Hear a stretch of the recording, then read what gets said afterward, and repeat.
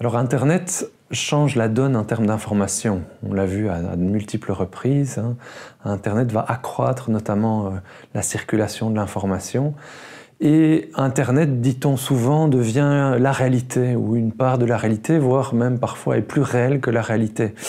Alors, je voudrais tout doucement un petit peu nuancer ce propos. En fait, ce n'est pas Internet qui devient la réalité, c'est un type d'Internet particulier. Si vous regardez un peu ce que vos contemporains font dans le métro, par exemple, pensez quand vous êtes le métro, un transport en commun, vos étudiants avant que vous arriviez dans l'auditoire, ou bien vous, étudiants, avant que le prof n'arrive, qu'est-ce qui se passe?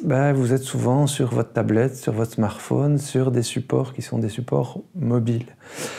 Alors ces supports mobiles, ils vont effectivement, depuis 2009-2010, changer véritablement la donne parce qu'auparavant, l'information Internet, comme le journal, comme on le lisait dans un contexte spécifique, particulier.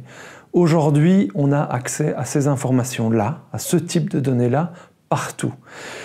Ce type de données va même vous rappeler en fait que vous devez aller les lire. Exemple, j'ai une montre numérique ici et cette montre numérique est connectée à mon smartphone et je vais recevoir l'information qu'un collègue, qu'un ami, qu'un de mes enfants m'appelle et je vais aller chercher cette information. Et donc c'est une extension encore beaucoup plus forte de soi, c'est pas un lieu consacré à cette information, c'est à tout moment je reçois cette masse d'informations. Donc ça participe du processus déjà évoqué de multiplication de l'information. Alors un élément important qui va avec cette multiplication, avec cette proximité, avec cette intimisation presque de l'information, elle est marquée, elle est presque dans mon corps, il y a le fait qu'on croit de plus en plus l'information qu'on reçoit. Alors dans certains cas, on ne la croit plus du tout, ou au contraire, on la croit fortement. Ça veut dire que c'est plus les experts et le statut de celui qui parle qui est important, c'est presque le contexte dans lequel je le reçois. Pas dans le contexte dans lequel c'est produit, celui qui le produit, mais le contexte émotionnel dans lequel je reçois l'information. Et ça, c'est un vrai changement. Parce que ça veut dire quoi? Ça veut dire qu'il y a une séparation de plus en plus forte entre le réel qui est énoncé à l'origine et puis le réel qui est perçu. Ça va poser des difficultés, et des difficultés nouvelles, des problématiques nouvelles. Alors parmi ces difficultés, il y a un concept qui est important et qu'il s'agit de comprendre, qui est le concept d'indexicalité. Le mot indexicalité, vous entendez index derrière, indice, c'est simplement le fait que l'énonciation d'un message se comprend dans son contexte de production normalement et non de manière universelle. Tout message énoncé, exemple, le tweet d'un président d'un État bien connu qui sort plusieurs fois par jour, ce tweet, il se comprend dans un contexte donné à un moment donné. Le problème, c'est qu'après, ce tweet, il va être retweeté, retweeté, retweeté, et en fait, quel était le contexte originel? On ne le sait plus très bien.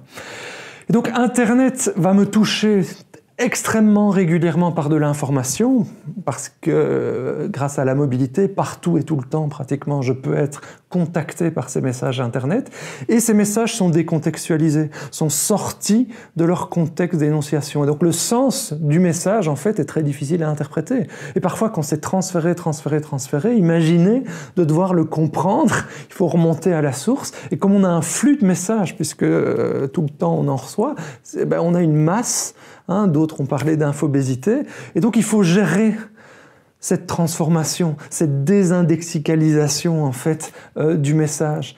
Et là, les outils en fait, c'est des outils de base de la critique historique qu'on aura l'occasion de parcourir plus tard, se poser la question quelle est l'intention, se poser la question quel est le statut de l'émetteur, qu'est-ce qu'il veut faire derrière tout ça, qu'est-ce que la forme du message aussi, est-ce qu'il a été transformé ou pas, enfin toute une série de questions qui sont importantes, mais avec la difficulté que quand on a une lettre qui nous arrive en version papier, c'est assez facile à faire.